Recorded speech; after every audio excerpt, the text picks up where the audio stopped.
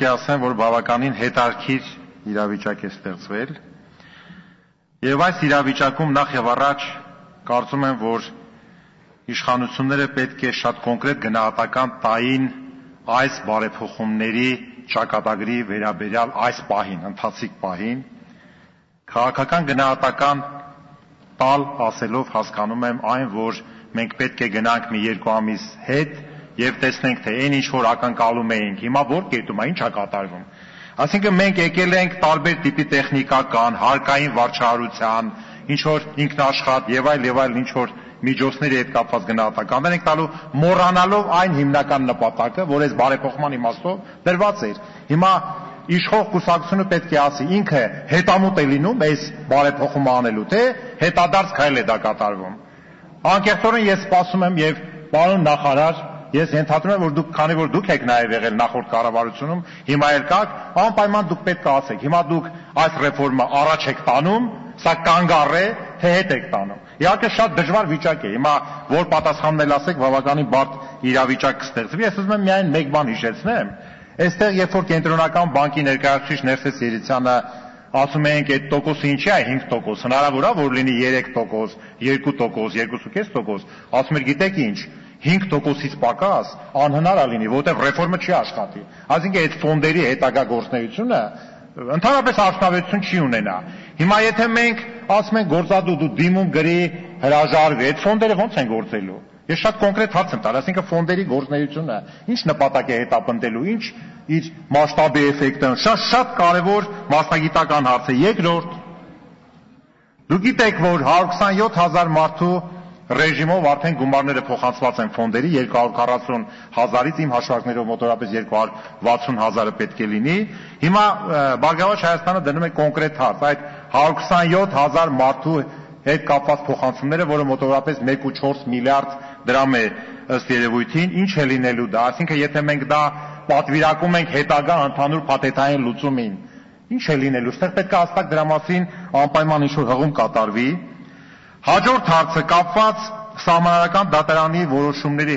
հետ։ Այն, որ մենք մարդու սեփականությունը ստիպում ենք, որ ինքը գա դիմում գրի իր սեփականությունը հետ ստանա։ Ինքը սա սահմանադրական է, որտեղ ես հիմա իմ մոտ միանգամից հարց կառաջանա, որ այս նախագծի մեջ շատ կետեր արդեն իսկ հակասահմանադրական են։ Այսինքն պետք է եւ միանգամից ավելի կոնցեպտուալ հարց եմ տալի։ Ըստ երևույթին ես կառավարության ծրագրի քննարկման ժամանակ նորից կասեմ, եթե ռեֆորմը տանում ենք առաջ, եւ հետո պարզվում է, որ շատ կետեր հակասահմանադրական են, սա անցել է արդարադատության նախարարությունով, այսինքն վիզա է դրել, դուք գիտեք, որ կառավարության նիստի մտնելու, սա անցել է կառավարության իրավաբանական ծառայությունով, սա անցել է ազգային ժողովի իրավաբանական ծառայությունով, այդ ամբողջ իրավաբանական ծառայությունները որևէ պատասխանատվության մեխանիզմ ունենալու են, այդ հակասահմանադրական լինելու փաստը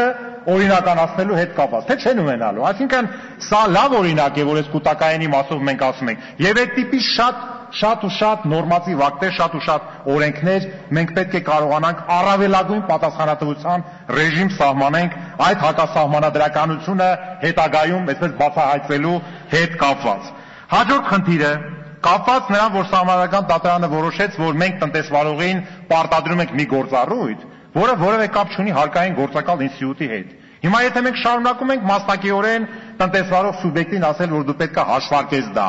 ինչ ամենք նորություն է, ստեղելի հարկային գործակալը իրեն ոչ բնորոշ գործառույթով է զբաղվելու։ Այսինքն մենք այս օրենքի նախագծով էլի օրինականացնում ենք սահմանադրական դատարանի կողմից արդեն հակասահմանադրական ճանաչված որոշակի գործառույթ եւ այսպիսի մի շարք նկատառումներ, որ մեզ համար, կոնկրետ Բարգավաճ Հայաստանի համար անհասկանալի է, բայց ուզում եմ նորից հետ գնամ, ասեմ, ամենակարևորը, պարոն նախարար, ձեր կողմից ռեֆորմի իրականացման հետ կապված սա առաջընթաց է, թե հետքայլ ենք անում, թե ինչ ենք անում, օբյեկտիվ գնահատական տալն է։ Մյուս հանգամանքը, այո, վարչապետը հրավիրել էր ֆոնդերի կառավարիչներին, իհարկե ինքն էլ դժվար իրավիճակի մեջ է, մի կողմից պետք է Հայաստանի իմիջը ռեֆորմ անելու տեսանկյունից բավարարի դրսի աշխարհին, որտեղ սա միայն կൂട്ടակայանի խնդիր չի, սրա հետ կապված ուրեմն դրսի աշխարհը միջազգային ֆինանսական կառույցները որոշում են կայացնելու, թե տվյալ պետությունը եւ տվյալ իշխանությունները ինչքանով են քաղաքական կամ ցուցաբերում ռեֆորմներ առաջ տանելու համար, եւ պատահական չի, որ չեմ կարծեմ դեկտեմբեր ամսին էր նախկին վարչապետին ես այստեղ նստած հարց տվեցի, ասեցի պարոն վարչապետ, դուք պետք է համարձակություն ունենաք, հետ կանգնեք, պաուզա տաք եւ նոր եթե մի ռեֆորմ ամբողջ բնակչությունը չի ողջունում, այդ ռեֆորմը հաջողություն չի ունենալու։ Իհարկե եղել են երկրներ, որտեղ բնակչությունը ընդվզել է եւ մարդիկ ուզեցել են կոչվել ռեֆորմների հայր, բայց ռեֆորմների հայր կոչվելու այդ ինստիտուտի հետ կապված մեր ժողովուրդը շատ բարձր գին է վճարում։ Մենք չենք կարող գնալ այդ ուղղությամբ, դրա համար եմ ասում քաղաքական գնահատականը եւ դիրքորոշումը շատ կարեւոր է այս տեսանկյունից։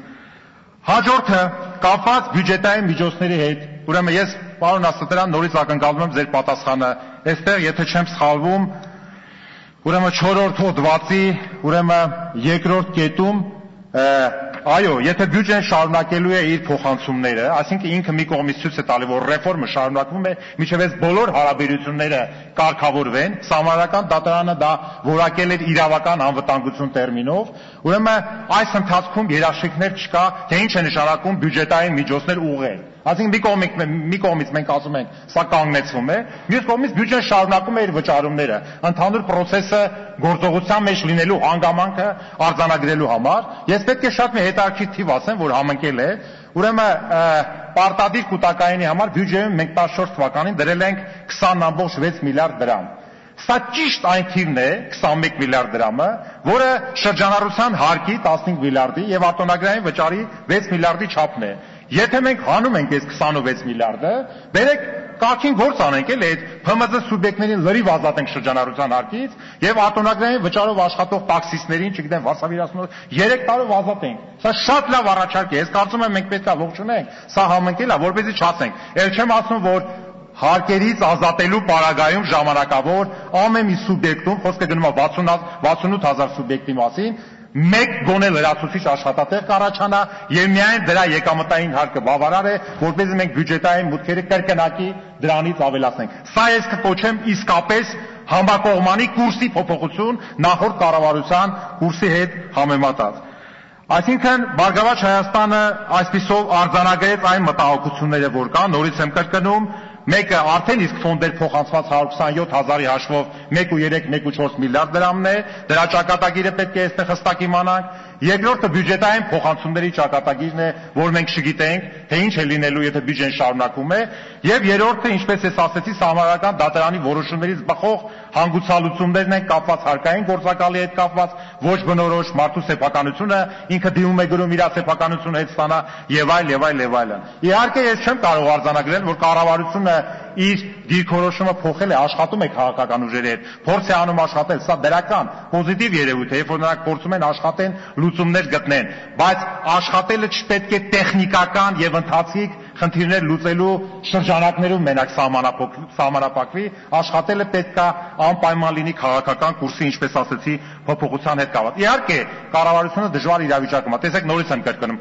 ֆոնդերին ցույց տալ, որ ինքը շարունակում է ռեֆորմը, հանրությանը բավարարել, որ պարտադիր չկա։ Սա լուծում չունեցող խնդիր է, եւ ինչ որ մի պահի անպայման կառավարությունը պետք է հայտարարի, որ պարտադիր այլևս չի գործում, քանի որ արդեն այս իրավիճակում, ես կրկնում եմ, ես իմ տեսակետը չեմ ասում, կենտրոնական բանկի տեսակետը, որ արդեն իսկ եթե մենք չունենք ամբողջական այդ 130 միլիոն դոլարը տարեկան տանելու խողովակի արկայությունը, այդ ֆոնդերը եւ ֆոնդերի արդյունավետությունը դատապարտված են, արդեն ստեղ գալիս է տնտեսագիտական հիմնավորումների եւ հաշվարկների պահը, ժամկետը հղում անելով կենտրոնական բանկի ուրեմն առաջ քաշած խնդիրներին։ Վերջացնելով իմ խոսքը, ուզում եմ ես ասեմ, որ Բարգավաճ Հայաստանի քվեարկությունը պայմանավորված կլինի այս իմ ասած հարցադրումների նկատմամբ ձեր մոտեցումներով, հատկապես քաղաքական դիրքորոշում եւ գնահատական հայտնելով այս ռեֆորմի նկատմամբ։ Մենք շարժվում ենք առաջ, հետ թե կանգառը տեղում։ Շնորհակալություն։ Շնորհակալություն, ամփոփիչ ելույթներ։